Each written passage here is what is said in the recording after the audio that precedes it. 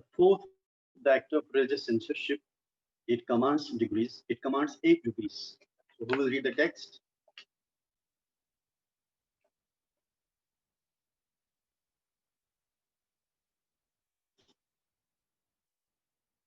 Yes.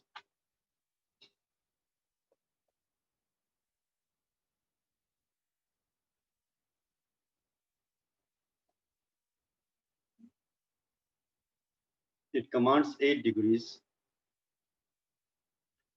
namely the one, knowledge of the wrong act. One should not eavesdrop at another's house to hear the sound of musical instruments or try to catch him at the wine place. You should not hug, touch, or search him to find out something hidden under his clothes, nor even ask his neighbors to spy on him. However, if two upright persons witness that someone is drinking wine, one may enter his house and take him to task. Actually, we are now discussing about this how Sharia commands us when we practice this particular hukum of Sharia, that is forbidding the wrong. So one aspect of it is that uh, we are not, firstly, fundamentally, we are not responsible for finding out the faults of the people. Nahyu anil munkar doesn't mean that we become the spies of the people, that we try to find out if anybody is doing wrong, then we should stop him. Rather, when it comes to the surface and we come across with that particular evil, we encounter that particular evil, that time it is obligatory, or that time it has the obligation of one person. On the other hand, in the normal or in the general sense, it's not in a way that we just move from one street to other street, from one house to other house. We just overhear the people. We eavesdrop so that we can see what they are doing, what they are up to. That's all against the Islamic Sharia, Islamic deen, the teachings of Islam. On the other hand, Islam, it encourages us that if we see anything wrong, we must screen it first, so that a person gets the ample chance to reform himself. Because to err is human, a person may commit a sin. But the law of evidence is in the law of evidence in Islam is quite strict, because it's by the end of the day, a person's honor, even a person's life is at stake. That's why there's a stringent and strict law of evidence in Islam. So fundamentally, we are not responsible for such things, or even doing such things is totally forbidden by the Sharia. So we should not just go to close to the people's house and then overhear whether they are playing any instrument or not. So that is not allowed. In any case, Prophet sallallahu alaihi wasallam, man satara musliman, covers his brother, screens his brother, satarallahu, Allah subhanahu wa ta'ala will cover and screen him yawm al-qiyamah, on the day of judgment. So his sins will be screened on the day of judgment. So that's how Sharia tells us that if we see something wrong, in the first instance, we should not just make it public. Our first approach should be that we should try to just admonish that person, and then there are degrees of admonition, which inshallah discuss that after a short while. Then what are the different degrees of admonition? Our first approach should be giving the good nasiha. Our first approach should be telling him that this is wrong, this is evil in the sight of Allah. You should desist. You should not do this. You should not repeat it again. Rather, you should spend your time and energy in the worship of Allah subhanahu wa ta'ala. So, or if we are told about a particular person that he's carrying something which is unlawful in Islam, so we are not required, or we are not here responsible that we make a hug and deliberate hug so that we can find the things. Then we expose him. Actually, this is a very, very difficult, and this is a very, very, we can say, sensitive issue, because putting the honor of a believer at stake is one of the major sins. So we need to just uphold both the ends, forbidding the wrong at the same breath, ensuring that we don't put the honor of the believers at stake. That's very important.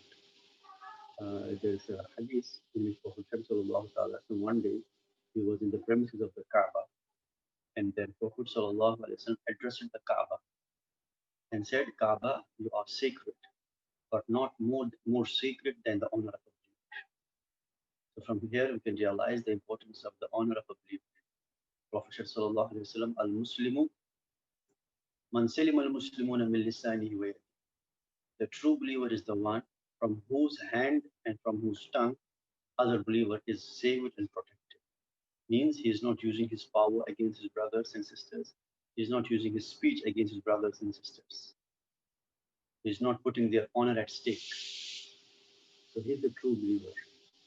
So while forbidding them, as I said before, the shaitan is very tricky.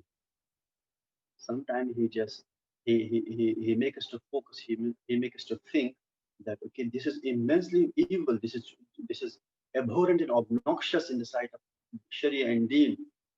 It's obnoxious in the sight of Deen, in the sight of Islam. So it triggers this passion in a person, which ultimately leads him to do something wrong. That's why Imam Al-Ghazali rahimahullah has discussed the various dimensions of Nahyu Anil Munkar. It's not an easy job because there are many other things connected to it. As far as uh, commanding the good is concerned, yes, we say a person performs salah is a good thing.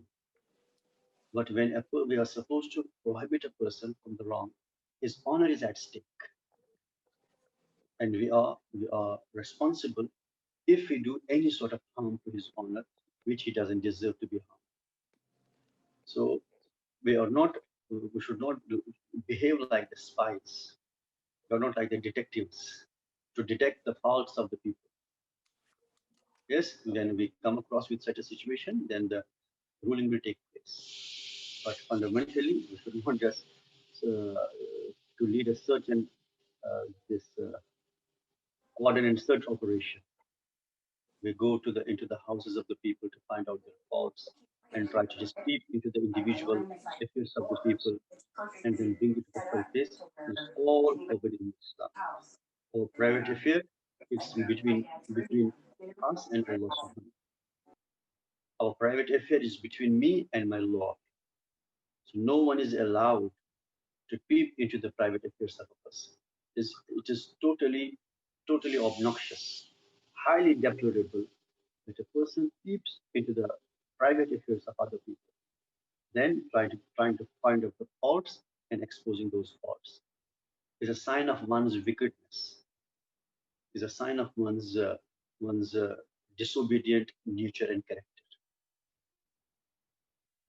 And then not even ask his neighbors to spy on him. Somebody came to us and told us, you know that so and so person is consuming the liquor or he's doing so and so bad deed, but we don't have any evidence. Now, it's not our responsibility, it's not our duty. And it's totally wrong that, okay, we go to his nearby neighbors and tell him, you know, your neighbor is doing this wrong, but we don't have evidences. But please have a watch on him, have the strong vigil on him, and so that we can catch him red-handed. This is all un-Islamic ethics. Because the Islamic concept of evil we need to understand. As long as evil is practiced secretly and nobody knows about it, we should try to just cover it and admonish a person personally if we come to know about it and we have the evidence. For example, we have caught a person red-handed that he was, for example, a group of people they were gambling, and I'm alone. There's no any other evidence. So first and foremost is just telling them not to repeat this again. Then otherwise, I will inform the authorities. I advise you that you should mend your ways. Allah subhanahu wa ta'ala will ask you, you have to face your Lord. Give the good nasiha to them. Or we see a person is taking the drugs or the liquor, but nobody knows about it. And we are not here, Sharia is not here hell-bent to expose his faults to the people. As there's a one Islamic legal maxim, the legal rule, al-aslu bara'atu dhimma. By default, every single human being is innocent, as long as we have the evidences that he committed the crime. We should not take the people as criminals. Rather, we have to take the people as innocents. And we don't have to prove the innocence. For example, a person is honest. He hasn't to prove the honesty. By default, every human being, what Islam says, every human being is honest, unless and until dishonesty is established. Every human being is innocent, unless and until it is proved that he killed a specific innocent human being. So we cannot tell a person on the basis of suspicion, on the basis of just doubt, that you are a thief, you are a murderer, you are this, you are this, you are this. No. The legal ruling is al-aslu bara'atu dhimma, means by default, every human being is innocent. Not the Muslims alone. Every human being is innocent as long as he doesn't do something which establishes that he committed that particular sin. So we are not designated by the Sharia that okay, we have to just find out the faults of the people. Rather, individual level, Islam encourages us if you see any person, your brother or sister doing something wrong, screen it. Because the concept of evil or the concept of Islamic criminology is that we should not expose the crime because this may help other ill-hearted people, weak-hearted people to practice it. That's why you see the law of evidence in Islam is quite strict. When we say that, okay, what's the punishment for adultery? Stoning to death. But it's not as easy as we think. Firstly, see, uh, there must be the Islamic government who must ensure all the legal ways to fulfill one's sexual needs, and all the ways to the evil are blocked.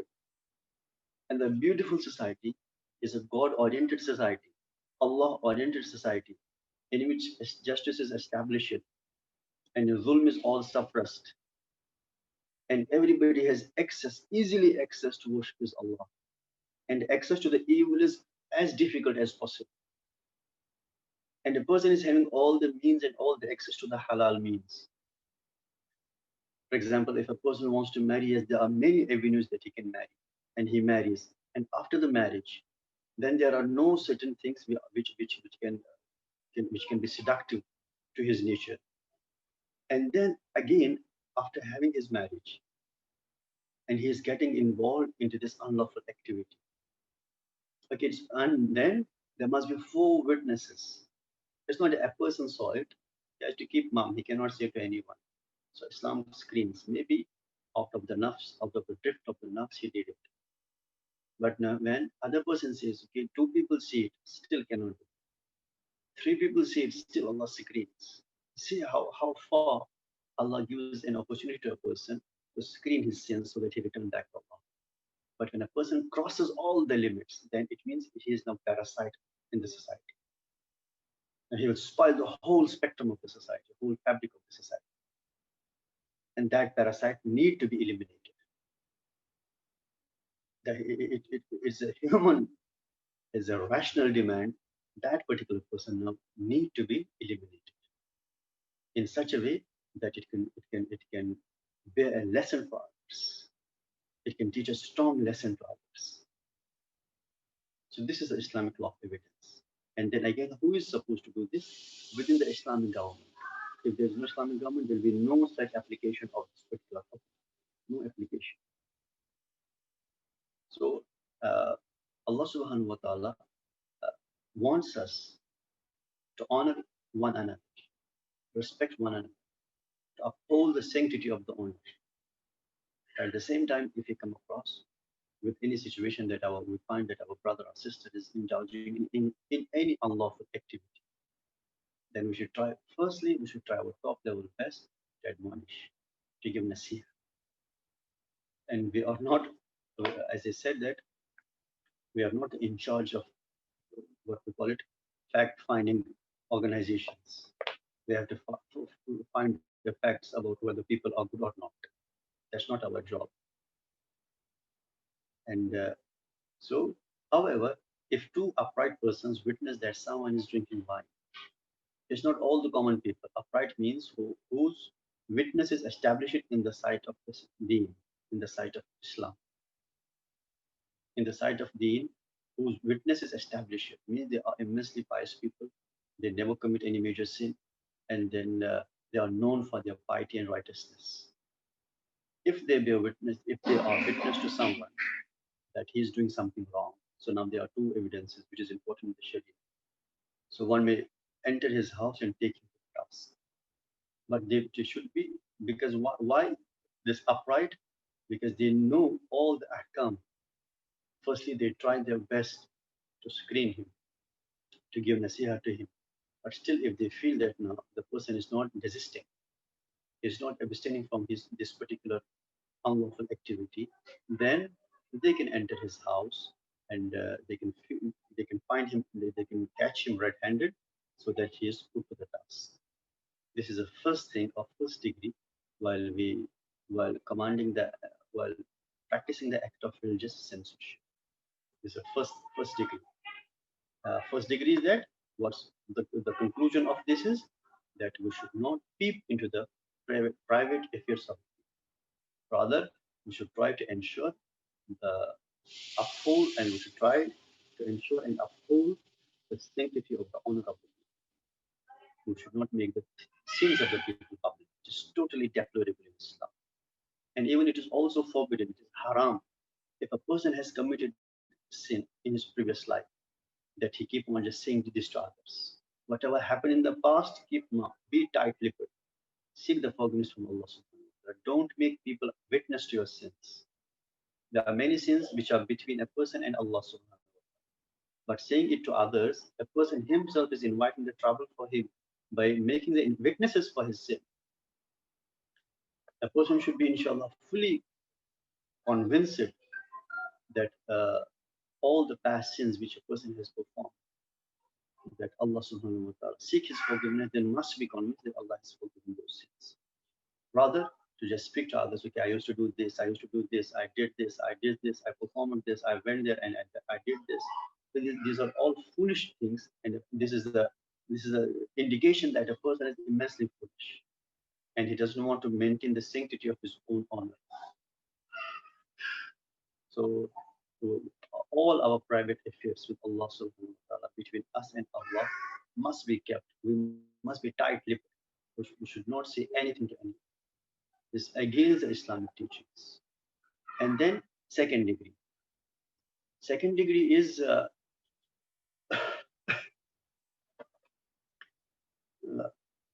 act itself should be clarified. The act itself should be clarified. An ignorant person often does things which he does not consider as evil. But he will stop when he finds out. So the nature of the wrong act should be clarified politely. Such as saying, people are not born scholars. We are unfamiliar with many things in Islamic law till scholars clarify them to us. Perhaps there are not many of them in your hometown. In that way, he diplomatically comes up to the point one wants to clarify, avoiding the evil of remaining silent when some wrong is done, replacing it with offending a Muslim when able not to is like washing blood with urine. So another degree, while practicing the nahyu anil munkar, prohibiting the wrong, that the act itself should be clarified. When we uh, forbid a person from doing something wrong, that wrong should be all defined altogether.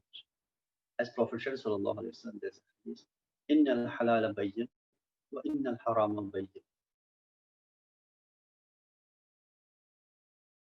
Indeed, the lawful is manifest. Indeed, the unmanifest is evident. وَبَيْنُهُمَا أُمُورٌ مُشْتَبِهَاتٌ. In between the lawful and unlawful, there are certain doubtful things, suspicious things. Doubtful for the common people. For the scholars, they know they have the tools to know the legality of a particular thing. Permissibility or impermissibility of a particular thing is not the scholars. But in reference to the common people, there are many things which are doubtful.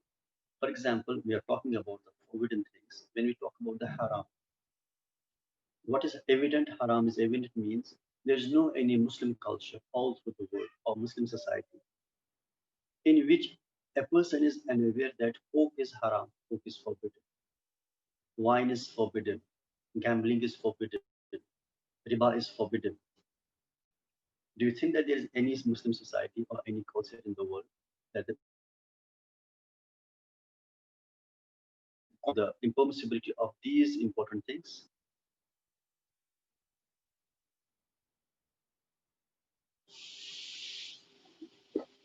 Definitely not, because its wickedness is known to all the Muslims all across the world. But there are certain things which may not, which I said that they are suspicious. We're not sure about whether this is lawful or unlawful. So when we make the nahy and munkar, so the person who is practicing that particular thing, that particular prohibition, that prohibition must fall under the category of defined things.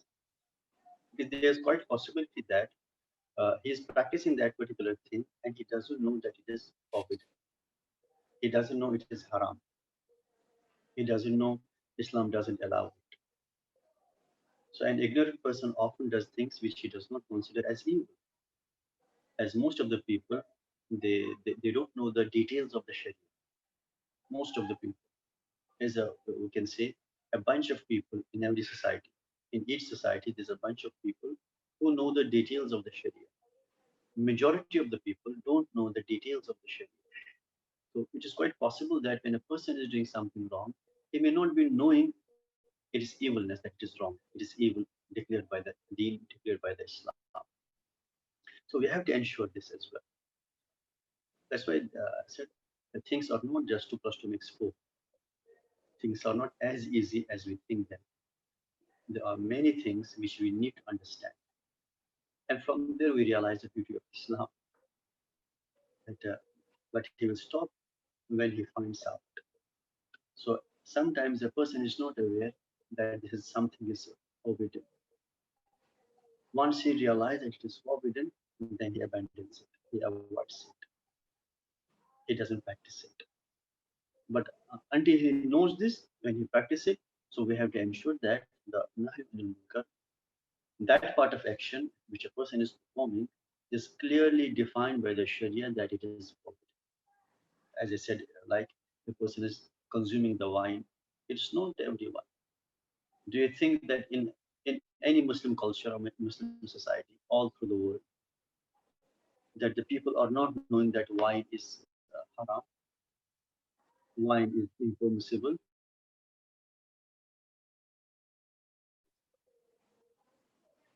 Definitely not. There's not a single person. And however, as I said, that so the nature of the wrong act should be clarified politely, such as saying people are not born scholars. We are unfamiliar with many things in Islamic law till scholars clarify them to us. Perhaps there are not many of them in your hometown. So it's when we see a person performing any particular deed about which he's not sure enough that it is forbidden by Sharia, it's forbidden by Islam. A simple example, uh, last time when I was diagnosed with diabetics, so one of uh, one of the sisters gave me the katom, and then you told me that katom it is a controversial thing, and I asked the scholars here. They said yes, it's not permitted. Though some scholars say in small amount it's permitted, but it means when a person is doing something and he's not aware about it, so we should not censure him, we should not scold him because of his ignorance. However, very politely, we should tell him that you should do this like this. The ruling of this is the ruling of this particular thing in Islam is this, that you should avoid it. Uh, Imam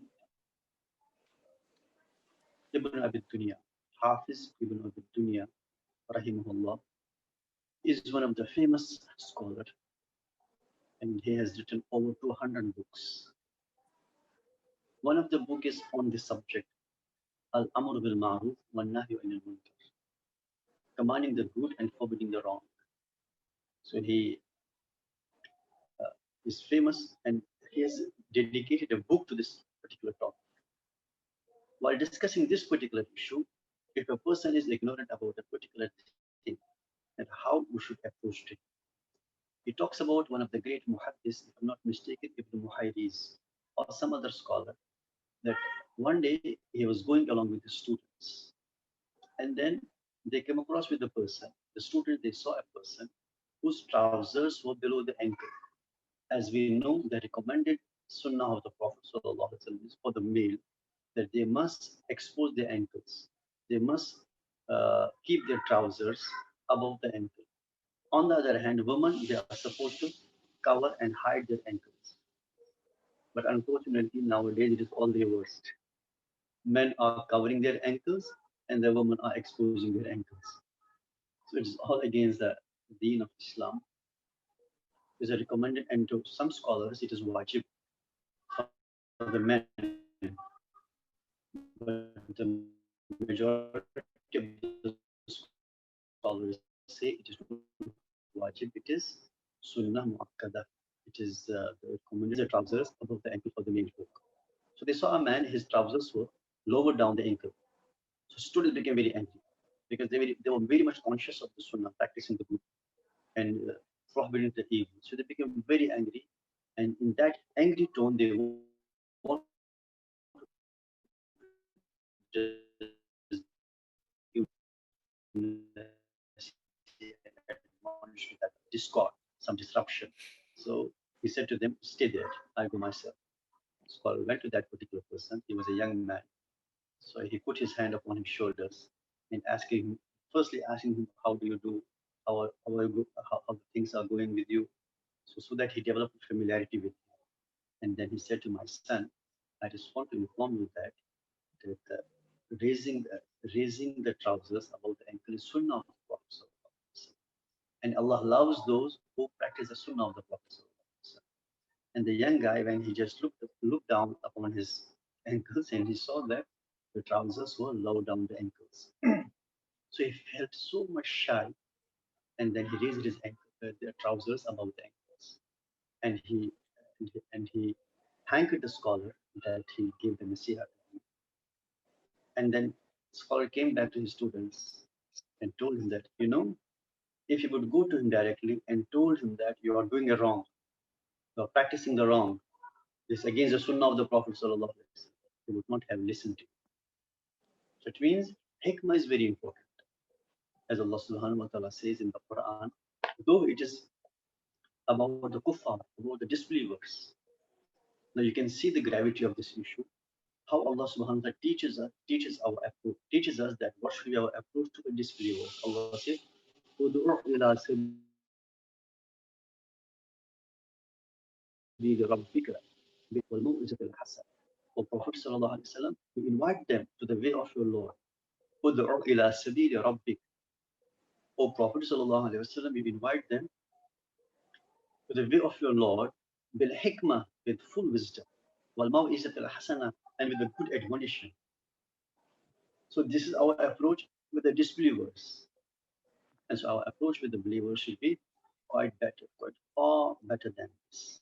Because fundamentally they believe in the oneness of Allah. They believe in this ultimate universal reality, that there's a creator who created us, who brought us into existence. So hikmah is very important. Ignoring the hikmah part while practicing the nahyu and the munkar, while prohibiting the evil, it's one of the, we can say, is its results are surely to be counterproductive. By the end of the day, what's our objective? It's not that we highlight or expose the evil of the people. So our objective is that a person should get closer to Allah. Our main objective is a person should get closer to Allah through the way of Rasulullah. A person must practice the sunnah, practice the obligations, and stay away from all the prohibitions. So whenever we see him practicing any prohibition, we must go to him with a sympathetic heart. Sympathy must be there. And with a sympathetic heart, with a kind and compassionate heart, we should just practice this. This in a general sense. Sometimes we have to be harsh. Sharia tells us that what